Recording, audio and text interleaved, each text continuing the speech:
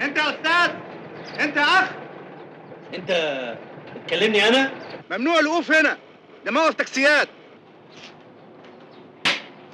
اولا انا مش اخ، انا علي بيه عبد الظاهر. ثانيا انا اقف مطرح ما انا عاوز. ان شاء الله تكون علي بيه الكبير. شيل عربيتك من هنا. انت ظاهر الذوق مش نافع معاك، وانت لازم لك قلمين علشان تتربى. انت قد الكلمه دي؟ طب والله العظيم ما موريك.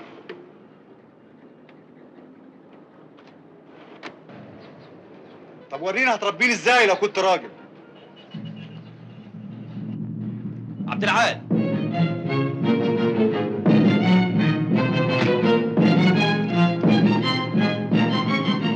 اتفضل رب الولد ده يا عبد العال. خلاص اقفوا زي ما انتوا عاوزين. ايوه خلاص يا عبد العال.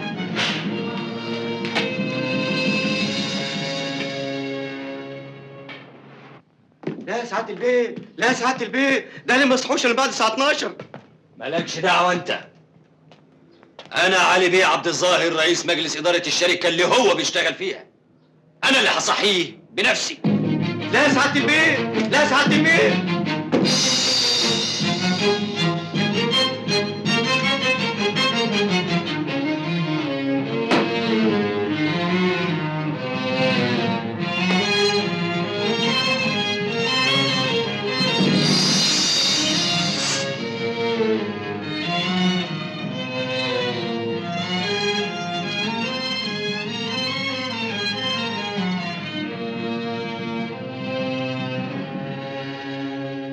استاذ صلاح، اسمع الكلمتين اللي هقولهم لك.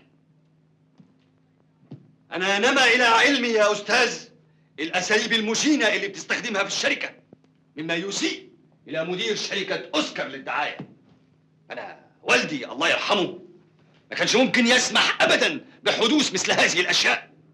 وبعد ما انا بقيت رئيس مجلس اداره الشركه لا يمكن اسمح ايضا بحدوث مثل هذه الاشياء. ولذلك فأنا أطلب منك تفسير فوري وحالي. دافع عن نفسك يا أستاذ.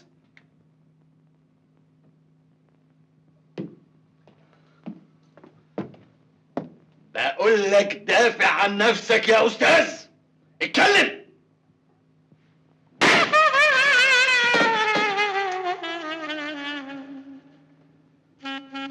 ليه؟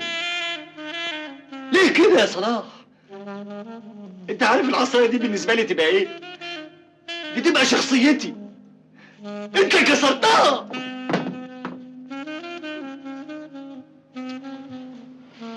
خلاص يا علي ما تعيطش، هجيب لك واحده تانية. ايه بقى الحكايه؟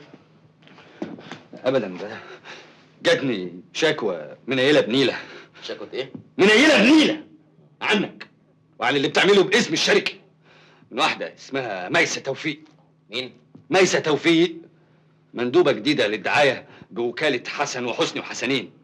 قالت ان انت سرقت منها حمله دعايه ورنيش مرسي بطرق غير شريفه، وانك خدت الراجل سكرته وضحكت عليه بشويه باختصار يعني مضيته على حمله دعايته معانا وهو مش دريان بيعمل ايه.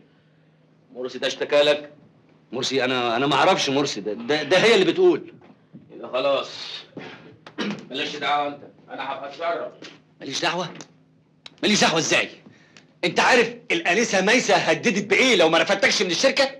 الانسه ميسه هددت بانها هتقدم بلاغ للغرفه التجاريه تتهم شركتنا فيه بانها بتتبع اساليب ملتويه وغير شريفه علشان تاخد الدعايات.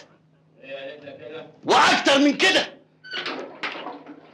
اكتر من كده يا استاذ.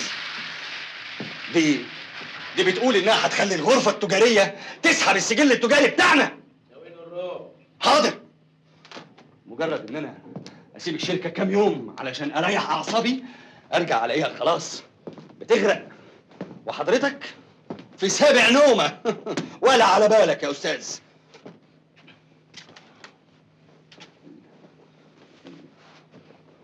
المصايب حواليا من كل جانب، مصايب في كل مكان تحيط بيا، وانت في وسط كل ده انت فين؟ انا مش لاقيك. لكن لا، أنا بصفتي رئيس مجلس الإدارة والمسؤول الأول والأخير لشركة أوسكار للدعاية، أنا أحتج. علي، ممكن تسكت شويه وتسمعني؟ انا سهران طول الليل عشان خاطر شركه اوسكار للدعايه بتاعتك دي، وجايب لك عقد للشركه بحوالي 25,000 جنيه عشان خاطر شركه اوسكار للدعايه بتاعتك دي. اما حكايه انك انت سبت الشركه كام يوم عشان تريح اعصابك، فانت بقالك حوالي 3 اشهر ما عتبتش الشركه خالص يا علي، ودي احسن حاجه عملتها في حياتك عشان خاطر شركه اوسكار للدعايه بتاعتك دي. والله بقى أنا ليا أسبابي اللي خلتني أبعد عن الشركة الكام شهر دول. وجودي بيأثر على نفسية الموظفين، بتجيلهم حالة اكتئاب لما بيشوفوني. عشان كده قلت أحسن إني ما أوريهمش وشي خالص. مش كده أحسن برضه يا صلاح؟ علي، ممكن تروح البيت وتريح اعصابك وتسيبني انا اشتغل؟